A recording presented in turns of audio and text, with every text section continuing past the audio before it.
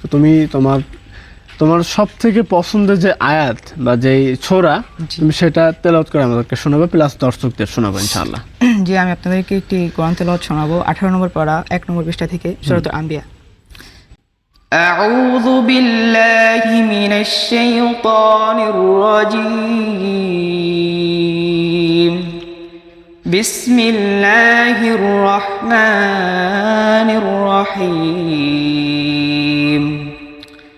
قد أفلح المؤمنون الذين هم في صلاتهم خاشعون والذين هم عن اللغو معرضون والذين هم للزكاة فاعلون والذين هم لفروجهم حافظون إلا على أزواجهم أو ما ملكت أيمانهم فإنهم غير ملومين فمن ابتغى وراء ذلك فأولئك هم العادون والذين هم لأمانتهم وعهدهم راعون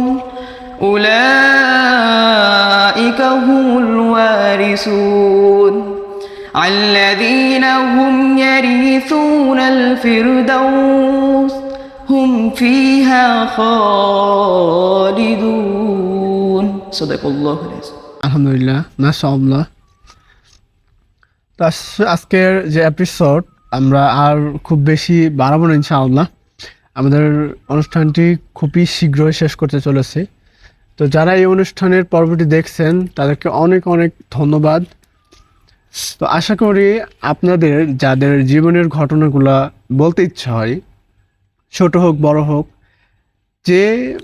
যে সাইজের মানুষ হন না কেন, যে বয়সেরই হন, তো আমাদের পেজে ইনবক্স করতে পারেন অথবা আমাদের হোয়াটসঅ্যাপে নক দিয়ে আপনাদের যে জীবনের ঘটনাগুলি আপনার কাছে মনে হয় যে এটা আমার জন্য, আমি সারা মিডিয়া সেক্টরে জানাইতে চাই যে এই ঘটনাটা যেন অন্য কারোর প্রভাব না পড়ে, এটা থেকে যেন সতর্ক অবস্থানে থাকতে পারে, তো তারা অবশ্যই আমাদেরকে নক করবেন। ইনশাআল্লাহ আমরা আপনাদের ইন্টারভিউটা নিব। তো আমাদের জন্য সবাই দোয়া করবেন, আমরা যেন কন্টিনিউ মিডিয়া সেক্টর নিয়ে এমন একটা পর্যায়ে নিয়ে যেতে চাই, কোরআনের হাফেজ এবং এগ্রিকালচার, তো এই দুইটা বিষয়ে যেহেতু আমরা কাজ করি, তো সেক্ষেত্রে আমরা চাই যে এই দুইটা সেক্টরকে নিয়ে আমাদের মিডিয়া সেক্টর নিয়ে এগিয়ে যাওয়ার জন্য।